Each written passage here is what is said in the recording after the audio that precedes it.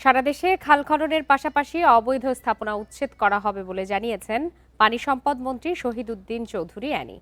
দুপুরে চাঁদপুর সদর উপজেলার শাহ মাহমুদপুর এলাকায় বিশ্ব খাল পরিদর্শনে গিয়ে তিনি আরও বলেন, দোকানপাট, ঘরবাড়ি, শিল্প কারখানার বর্জ্যে অনেক জায়গার খাল দখল হয়ে গেছে। 200-র বেশি সার্ভিস ও ফিচারে লেনদেনের সব বিকাশ অ্যাপে সম্ভব। খাল খনন কার্যক্রমে দখলকৃত স্থাপনা উচ্ছেদ করা হবে। মন্ত্রী আরও বলেন, চাঁদপুরে 2টি সেচ প্রকল্প ও নদী ভাঙন রোধে কাজ করবে বর্তমান সরকার। এরপর প্রশাসনের সাথে প্রধানমন্ত্রী তারেক রহমানের আগমন উপলক্ষে প্রস্তুতি সভায় অংশ নেন তিনি। দোকানপাট, ঘর বাড়ি এবং শিল্প কলকারখানার বর্জ্য অনেক জায়গায় চলে এসেছে, খাল দখল হয়েছে।